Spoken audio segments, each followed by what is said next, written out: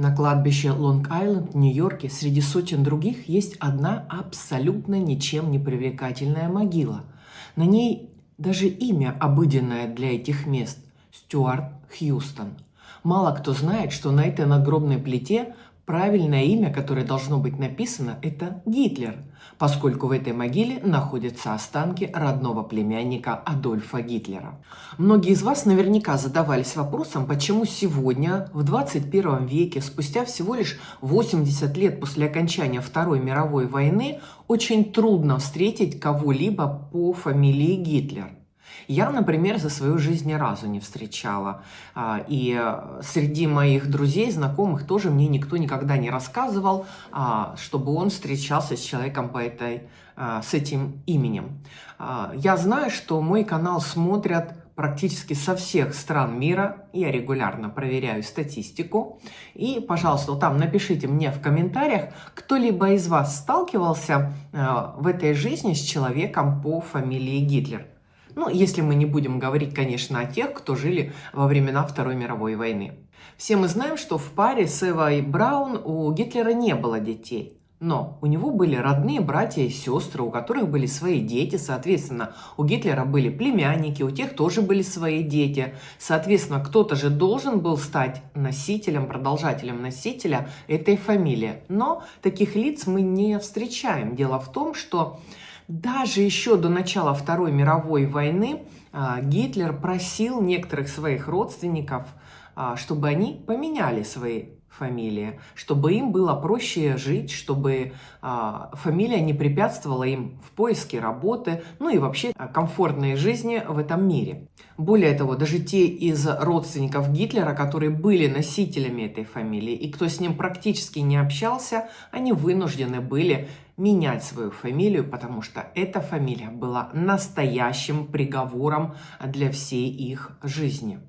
Поэтому в продолжение темы, которую мы начали в прошлом моем видео, где я рассказывала о том, как жили дети главных нацистских преступников, самых ближайших соратников фюрера, Йозефа Менгеля, Адольфа Эйхмана, Мартина Бормана. Сегодня мы же с вами поговорим о племянниках, сестрах, братьях и даже детях Адольфа Гитлера. Я знаю, что мои увлекательные познавательные видео вы смотрите до самого конца, а потом, переполненные эмоциями, начинаете писать комментарии, за что я вам очень благодарна. Но на этих эмоциях вы практически забываете поставить мне лайки под моим видео, ну даже дизлайки, кому что больше нравится. Поэтому лучше сделать это в самом начале. Заведите себе правило. Увидели Елену Вивас, поставили лайк и заодно проверьте, подписаны ли вы на мой канал, чтобы не пропустить мои новые ролики, которые наверняка вам также понравятся. Потому что большая часть моих роликов рождается на основе ваших комментариев. Именно вы подсказываете мне интересные темы, я потом начинаю искать материал, чтобы поделиться с вами. Поэтому тоже не забывайте писать в комментариях, какие темы вы хотели бы увидеть на моем канале. А мы продолжаем. Фамилия отца нацистского лидера была не Гитлер, а Алоис Шикель-Грубер. Сначала он был сапожником, потом по совершенно какой-то счастливой случайности устроился на таможню, а когда ему было 39 лет, у него умер отчим, которого звали Иоганн Георг Гитлер. И после его смерти он решил официально взять его фамилию. Единственное, что когда эту фамилию переносили в его официальные документы, именно по воле Алоиса одну букву изменили, и уже он стал Алоисом Гитлером. Почему он это сделал? Потому что в свидетельстве о рождении Алоиса в графе «отец» стояла запись «незаконно рожденный». Но он знал, что кто-то, один из братьев его отчима, был его биологическим отцом, а возможно даже и сам отчим. Современные библиографы этой семьи, они тоже не знают, кто же на самом деле был отцом Алоиса Гитлера. Первый брак Алоиса был по расчету. Он женился на дочке одного из своих коллег, которая была богатой наследницей, но ей было на 14 лет больше, чем Алоису. Поэтому совершенно неудивительно, что через достаточно короткое время у него начинают появляться любовницы. И при этом он даже далеко не ходил, поскольку все его любовницы, они были помощницами в его доме. Когда его возрастная жена заболела, то в дом была приглашена помощницей по дому 19-летняя Франциска, которая совершенно не терялась и вскоре родила ему Алоиса-младшего. После смерти жены Алоис признает отцовство над ребенком Франциски. А еще через год Франциска рожает ему дочку Ангелу, которая в последующем будет любимой сестрой Адольфа Гитлера.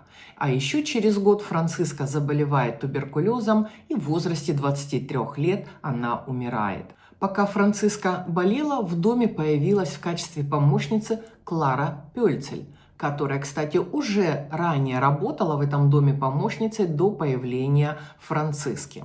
Для того, чтобы жениться на Кларе, Алоисе нужно было добиваться разрешения от церкви, так как в тот период женитьба на близких родственниках была запрещена, а Клара была внучкой или родного дяди, а возможно и даже биологического отца Алоиса.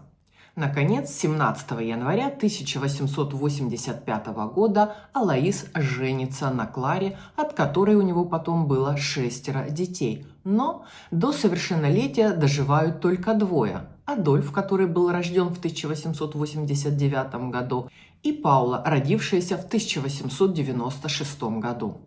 Адольф мечтал посвятить себя искусству, он отлично рисовал акварелью и маслом, но его отец хотел, чтобы он стал государственным служащим. Когда Алоис умер в 1903 году, его сын смог начать артистическую карьеру, и даже на первых порах у него получалось. Он продавал свои картины, но понял, что этих денег недостаточно для нормальной комфортной жизни, и поэтому жизнь его подтолкнула к другим путям. Отношения между Адольфом и его матерью были очень близкими, но в 1907 году рак груди уносит ее в могилу. Это было огромнейшим ударом для Адольфа Гитлера, поскольку эмоционально к ней он был очень привязан. А вот с сестрой Паулой у него отношения были достаточно прохладными. Но, несмотря на это, когда он приходит в классе, он ей достаточно часто помогал, ежемесячно высылал какие-то небольшие суммы по возможности. Потом эти суммы росли, но при этом Паула постоянно работала. Кроме того, практически на каждый день рождения друг другу они посылали письма, Адольф также посылал Пауле еще и подарки. Но при этом Паула абсолютно никак не участвовала в нацистском правительстве своего брата, она его абсолютно никак ни морально, ни идеологически не поддерживала и не имела никаких отношений с нацистской партией. Лишь однажды она посещает мероприятие, посвященное основанию национал-социалистической партии в Нюрнберге, где, не прибегая к родственным привилегиям, она получила билет, как и все остальные, сохраняя анонимность. Никто не знал, что на мероприятии присутствовала сестра фюрера. Во время Олимпийских игр в 1936 году фюрер посоветовал своей сестре в целях ее же безопасности сменить фамилию, так как он понимал уже тогда, еще до начала Второй мировой войны, что с этой фамилией его сестре будет очень трудно жить. Тогда же в 1936 году его сестра становится Паулой Вольф. В то время Паула работала в страховой компании в Вене, но, несмотря на это, по окончанию Второй мировой войны она была схвачена и подвергалась многочисленным допросам. Кроме того, американское правительство конфисковало все ее имущество, несмотря на то, что она абсолютно никакого отношения не имела ко всем тем делам, которые творил ее брат. Освободившись, она вернулась в Вену, где она работала в какой-то художественной галерее, получала абсолютно небольшую зарплату. Потом, когда она заболела, она перебирается в Гамбург, где она живет на небольшие социальные пособия и умирает в 1960 году. Что же касается сводной сестры по отцу Ангелы, то с началом Первой мировой войны Адольф Гитлер с ней не виделся на протяжении 10 лет. Но С 1923 года Ангела начинает помогать Адольфу по хозяйству в его доме, а Адольф берет опеку над ее детьми. Ангела выходит замуж за Лео Раубаль, от которого у нее появляется двое детей. Старшего сына звали Лео Рудольф Раубаль и дочка Ангела, которую, чтобы не путать с мамой, все звали Гели. Лео очень был похож на своего родного дядю, поэтому во времена Второй мировой войны он неоднократно выполнял роль его двойника. А во времена Сталинградской битвы он попадает в плен и 10 лет проводит в тюрьмах на территории Советского Союза. С племянницей Ангелой Марией Раубаль у фюрера были особые близкие отношения. У него со своей племянницей завязался длительный роман. И даже когда в 1929 году в жизни Гитлера появляется Ева Браун, которая, можно сказать, старалась не отпускать его ни на минуту, контролировала ее как настоящая светская львица, как бы сейчас сказали. Она пыталась всячески его привязать к себе и обещала всем своим подружкам, что она женит его на себе. Да, Адольф очень много времени проводил с Евой днем. Они ходили в кинотеатры, в театры, в кафе, на какие-то там лекции, конференции и так далее. Но на ночь Адольф приходил в постель к своей любимой племяннице Геле. Эти отношения в конце концов привели к тому, что в 1931 году Геле покончила с жизнью. Этот эпизод не остался незамеченным в Германии и чуть ли не стоил всей политической карьеры Адольфу Гитлеру. Но он был еще тот манипулятор, поэтому ему удалось замять этот скандал. Тем более здесь уже на арену во всей своей красе выходит Эва Браун. Итак, по его сводной сестре Ангеле все его племянники умерли. Но у фюрера был еще один сводный брат по отцу, Алоис-младший. И это, пожалуй, самая интересная линия в роду Гитлеров, так как его внуки этого Алоиса-младшего, они и по сегодняшний день живут и здравствуют в Нью-Йорке. Что же касается самого Алоиса-младшего, то от своего отца он мало чем отличался. В 1907 году он сначала эмигрирует в Париж, там ему что-то не понравилось, и вскоре он уезжает в Ирландию. На территории Ирландии он женится на прекрасной девушке Бриджит Доулинг, от которого у него рождается сын Уильям Патрик Гитлер, который в дальнейшем станет главным героем нашего повествования. Но у Алоиса был настолько скандальный характер, что он не ужился со своей женой и поэтому решил вернуться в Германию, при этом даже не позаботился о том, чтобы оформить со своей женой развод, что очень пагубно повлияло на его дальнейшую жизнь, так как, приехав в Германию, он также влюбляется, женится.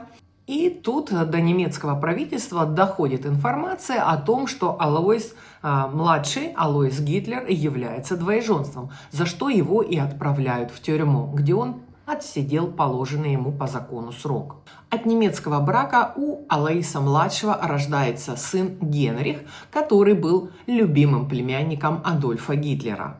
Генрих во всем поддерживал своего дядю, он был нацистом и даже отправился на Восточный фронт, где под Калининградом в 1942 году он был схвачен в плен советскими войсками и в том же году умер в Москве в Бутырской тюрьме от пыток. Поэтому единственными оставшимися в живых членами семьи Гитлера это была его как раз-таки ирландская линия по племяннику Адольфа Гитлера Уильяму Патрика Гитлера. И вот этот самый Уильям Патрик был тот еще перец, тоже достойный носитель своей фамилии. Когда его дядя Адольф приходит к власти, то Уильям решает, а не воспользоваться ли мне этой возможностью в своих финансовых целях. И из Ирландии отправляется в Германию. Там он встречается со своим дядей и просит, чтобы тот дал ему хорошую должность. Адольф устраивает его сначала на работу в банк, затем на завод «Опель», где Патрик вскоре становится продавцом автомобилей. Когда он отправлялся в Германию к своему достаточно влиятельному дяде, он мечтал совершенно о другой карьере. И поэтому он начинает шантажировать Адольфа, говоря ему, что если он не даст ему соответствующую должность в его партии, то он расскажет всему миру, что его родной дед был евреем. И другие подробности о лидере нацистской партии. А как известно, Гитлер не любил эту тему. Он вообще не любил абсолютно ничего, ни плохого, ни хорошего, чтобы говорили о его семье. Потому что он же понимал вот этот инцест практически, да, в результате которого он был рожден, плюс то, что его дед был евреем, и много других подробностей могло бы всплыть на поверхность. О его отце-пьянице, который избивал его мать, который 3 раза был женат, а это все-таки еще было начало 20 века. Это сегодня вы можете 5-10 раз выйти замуж и, в принципе, считаться нормальным человеком, который живет так, как ему нравится. А в первой половине 20 века это было ненормально так часто менять своих жен. В ответ на это в 1938 году Адольф Гитлер предлагает своему ушлому племяннику отказаться от британского гражданства, он бы ему сделал немецкое гражданство и дал очень хорошую высокооплачиваемую должность в своей партии. И тут Уильям, можно так сказать, зассал. Он заподозрил какой-то подвох и, боясь попасться в ловушку своего дядюшки, сматывает манатки и уезжает обратно в Англию. Вернувшись в Лондон, он пишет статью «За что я ненавижу своего дядю». Эта статья становится настолько популярной и не только на территории Англии, что в 1939 году один из американских журналистов приглашает Уильяма Патрика вместе с его матерью переехать в США, где в дальнейшем племянничек Адольфа Гитлера путешествовал по всей стране со своими лекциями. Во время путешествия с лекциями по стране Уильям Патрик понимает, что США – это та страна, где он хотел бы жить, и он остается там навсегда. Тем более, что к тому времени уже вся Европа полыхала в огне Второй мировой войны. После специального запроса американскому президенту Рузвельту Уильям Патрик получает разрешение служить в рядах вооруженных сил США и отправляется на войну. Но он уходит не на Европейский фронт, а воюет против Японии в военно-морском флоте США в качестве офицера-фармацевта. По окончанию Второй мировой войны Патрик жил и умер в Нью-Йорке. И за этот период у него рождается 4 сыновей. Александр, Луи, Ховард и Брайан.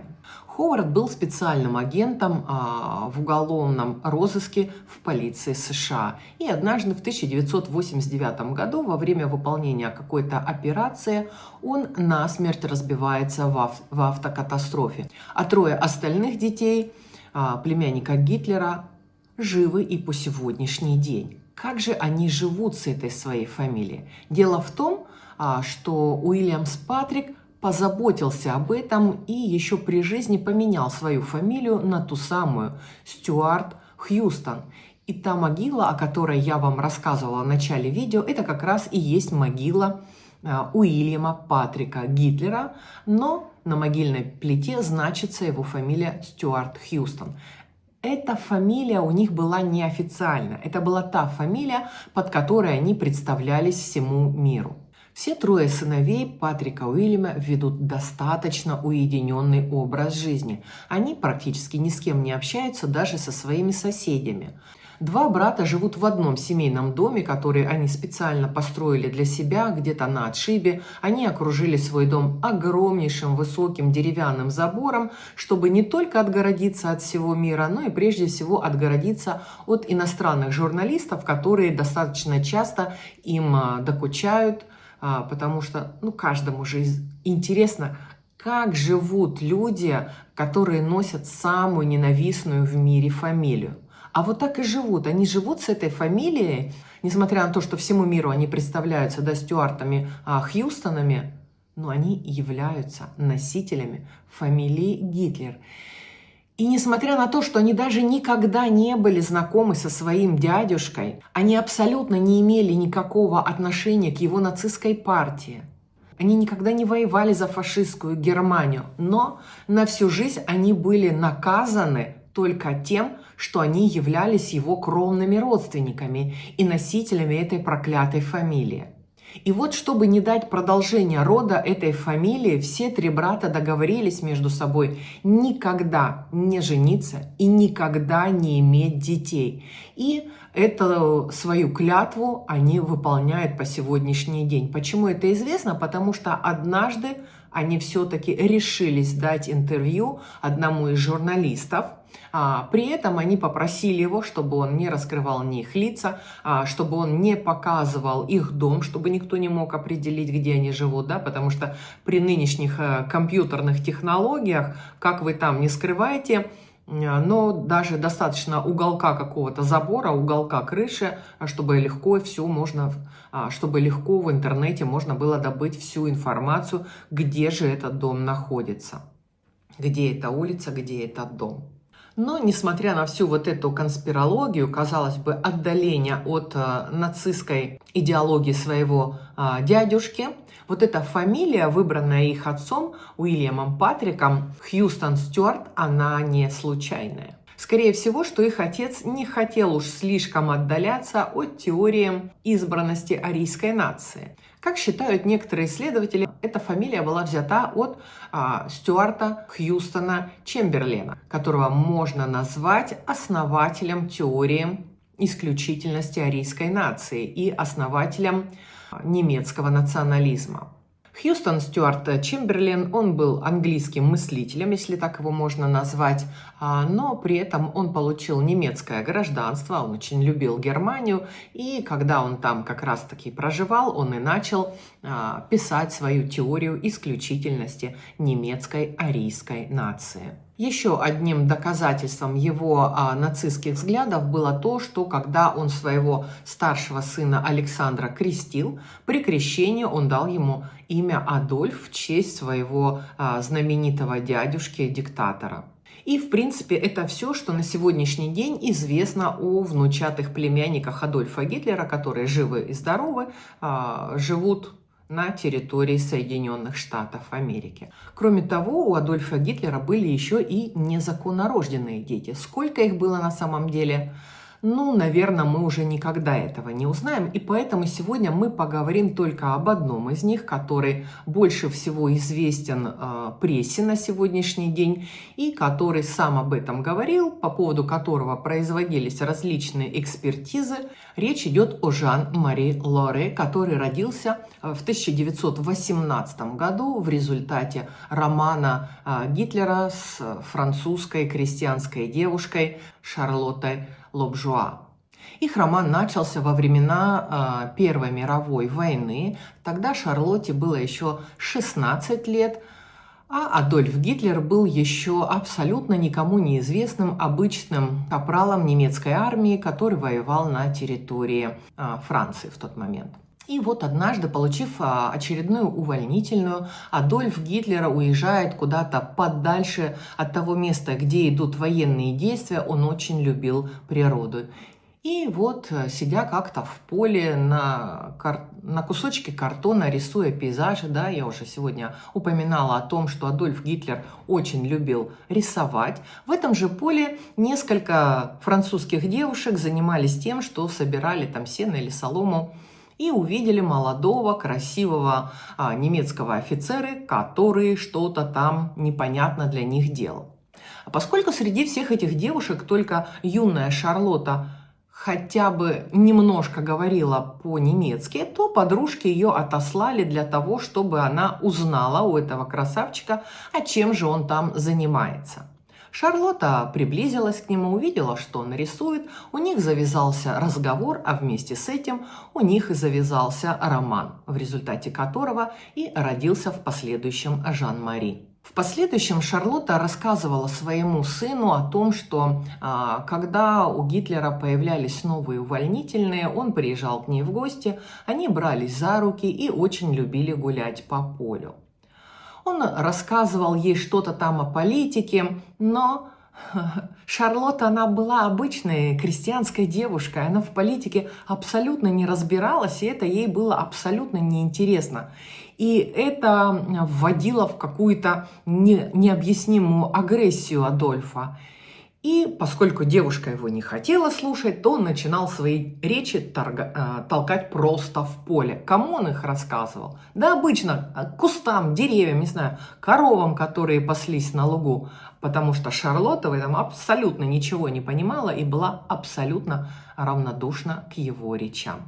Но, тем не менее, в июне 1917 года одной пьяной ночью пара зачала ребенка. В последующем она рассказывала своим подружкам, что Адольф был прекрасным любовником, но при этом был очень-очень ревнивым. К сожалению, когда Шарлотта родила своего сына, она не оценила подарка от своего немецкого поклонника. Поэтому она быстренько спихнула его своим родителям, а сама отправилась в Париж, чтобы работать танцовщицей. Там уже в Париже в 1922 году она встречает свою следующую любовь, Клемана Лоре, на котором она и женится. И вот Клеман Лоре в последующем усыновляет Жана Мари и дает ему свою фамилию. Поэтому человека, который представлялся всем сыном Гитлера, Жана Мари, мы знаем по фамилии Лоре.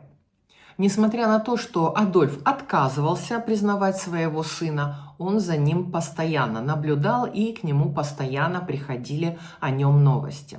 После того, как в 1926 и в 1925 годах умирают дедушка и бабушка Жан Маре, его тетушка Алиса находит для него богатую семью, куда она и пристраивает своего племянника, потому что она прекрасно понимала, что только так юный Жан-Мари может получить хоть какое-то образование. Но в тот момент сыну Гитлера приходилось несладко, потому что во Франции не любили немцев, и поэтому он постоянно в школе подвергался буллингу, где его обзывали грязной семьей. Поэтому неудивительно, что вскоре его приемная семья перебирается в Германию, где они, не вложив ни единого цента, вдруг становятся обладателями прекрасной просторной квартиры в городе Франкфурт, и поэтому там уже в Германии Жан-Мари смог закончить общеобразовательную школу. В 1936 году Жан-Мари поступает на военную службу, ему, получается, тогда было 18 лет, он дослужился до сержанта, а во времена, когда Франция была оккупирована Германией, он начинает свой небольшой бизнес. И в тот период очень многие отмечают, что несмотря на то, что бизнес его был достаточно маленький, он не сказать, что был прям уж сверхприбыльным, но Жан-Мари жил достаточно хорошо, уровень жизни его был намного выше его доходов. После же окончания Второй мировой войны в 1948 году его бизнес вдруг терпит крах, и он банкротится. Тут, кстати, надо заметить, что весь этот период Жан-Мари не знал, кто его отец. Он, в принципе-то, и с матерью особенно не общался. Она вела какой-то там свой особый образ жизни. Так, например, во времена Второй мировой войны она абсолютно нигде не работала, но при этом она жила в очень хорошем санатории. Нетрудно догадаться, кто ее там спонсировал, в принципе, как и бизнес самого Жан-Мари. В том же 1948 году, когда Шарлотта понимала, что жить ей, скорее всего, осталось немного, потому что она очень сильно болела, она решила рассказать своему сыну, кто на самом деле был ее отец. И вот представьте состояние 30-летнего мужчины. Все это у него случилось в один год, в 1948 году. Его бизнес терпит крах, он остается на нулях. От него уходит жена, которая вдруг узнает, кем является его отец. Не потому, что Жан-Мари какой-то не такой, а потому что отец у него не такой. Ну и само вот это известие, кем на самом деле является его отец. Конечно же, для Жан-Мари это было огромнейшим ударом. Вы только задумайтесь, он 20 лет не мог принять эту правду. Он практически ни с кем не общался, он стал затворником. Он в последующем в своих мемуарах, когда он все-таки пришел в себя и уже смог говорить на эту тему, в последующем он даже написал мемуары об этом, что он чувствовал, что ему мать рассказывала о его отце. И вот в этих мемуарах он пишет, что он за 20 лет ни разу не посетил кинотеатр, а он очень любил кино. Он не ходил ни в бары, ни в рестораны, он вообще практически не общался с внешним миром. Ему тогда нужно было как-то выживать. Он поступил на работу на железную дорогу, где и проработал до конца своей жизни. И ему нужно было переварить всю ту информацию, которую он получал. Да? Одно дело дети, которые знали своих отцов, о которых мы ранее говорили в предыдущем видео, да, там Адольфа Эйхмана, Йосифа Менгеля. Они знали своих отцов, они знали, что они служат нацистам, просто, как они сами говорят, они не знали некоторых подробностей и не ассоциировали своих отцов с теми ужасами, которые творились во времена Второй мировой войны. А тут человек вообще не догадывался, кто был его отцом. Конечно же, это был для него огромнейший шок. Хотя здесь нужно заметить, что слухи в той деревне, в которой он жил, о том, что его мать Шарлотта имела связи с немецким солдатом, конечно же, они ходили давно. И некоторые люди в этой деревне поговаривали о том, кто был отцом Жана Мари. Но эти слухи или не доходили до Жана Мари, или он вообще их не воспринимал всерьез. Ну, мало ли что там говорят деревенские бабы. И вот эти все знания о том, как развивался роман между Шарлоттой и Адольфом, как они повстречались, как они гуляли, какие у них там были страстные ночи, это все Шарлотта успела рассказать своему сыну. Кроме того, она даже передала ему портрет, свой портрет, который нарисовал Адольф Гитлер. На этом портрете была изображена еще юная, красивая Шарлотта. На голове у нее был повязан яркий платок. На ней была рубашка, которая была достаточно откровенно и сильно расстегнута, и даже немножко была обнажена ее грудь. Но понятно, что рассказов простой деревенской девушке, кто был ее любовником, от кого она родила сына, для современной науки недостаточно, и для прессы тоже недостаточно, потому что подобных самозванцев, которые называли себя детьми Гитлера, было более чем предостаточно. Но почему именно этот факт стал столь известен, популярным, и почему некоторые исследователи и биографы жизни Адольфа Гитлера и его семьи признают этот факт? Давайте я вам зачитаю результаты некоторых исследований. Жан-Мари Ларе подвергся биогенетическому обследованию в Институте антропологии и человеческой генетики при Гейдельбергском университете. Директор института, профессор Фридрих Фогель и доктор Кристина Штефенс пришли в ходе обследования к заключению, что отцовство Гитлера не подтверждено, но в то же время исключить его нельзя. То есть такая формулировка достаточно аккуратная. Здесь я вам напомню, что все эти действия, они происходили в 1970-х годах. Жан-Мари умер в 1985 году. Так вот, на этот период еще тестов ДНК не было изобретено. Поэтому все вот эти обследования, они имели немножко другой характер. И такая осторожная формулировка – это также следствие того, что биометрические обследования, они были проведены только на 25%, потому что для полной картины еще нужны были какие-то биометрические данные, антропологические данные его матери. Она умерла еще в 1951 году, и каких-то вменяемых данных Жан-Мари не мог дать в лаборатории. Поэтому экспертизе работать было достаточно тяжело. И вот что говорилось в заключении этой комиссии.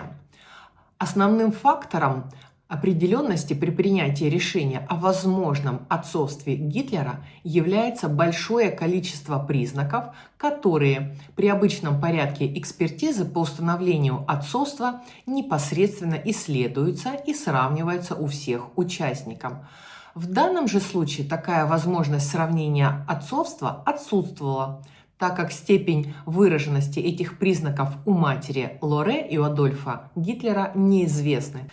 Также не остались в стороне и психологи. Психолог и графолог Зигурд 21 сентября 1977 года пришел к заключению, что Жан-Мари Ларе, по всей вероятности, является родственником Гитлера первой линии. В заключении говорится, что характерные совпадения у родственников первой линии, родителей, братьев, сестер и детей, составляют от 50 до 70%. Так вот, по данным этого психолога, у Адольфа Гитлера и у Жан-Мари Ларе совпадение примерно 66%. Много это или мало? Я думаю, что каждый из нас сегодня это может решить сам. Возможно ли экспертизу провести сегодня? Да, у Жан-Мари Ларе было 6 сыновей, и, кстати, один из них изъявил желание провести генетическую экспертизу уже в сегодняшние дни, когда у нас есть замечательная такая способность сделать экспертизу ДНК. И эта экспертиза еще в 2017 году была проведена. Но по каким-то непонятным обстоятельствам результаты этой экспертизы по сегодняшний день никому не известны. Так является ли Жан-Мари Ларе родным сыном Адольфу Гитлеру? Я не знаю, лично у меня моего мнения нет. Что считаете вы по этому поводу, пишите внизу в комментариях, почитаю и вместе с вами порассуждаем на эту тему. Когда я готовила материалы к очередному своему видео о нахождении Адольфа Гитлера на территории Аргентины после Второй мировой войны, мне несколько раз встречалось в отчетах о том, что у Адольфа Гитлера и Эвы Браун на территории Аргентины было 4 приемных детей. Что случилось с этими детьми?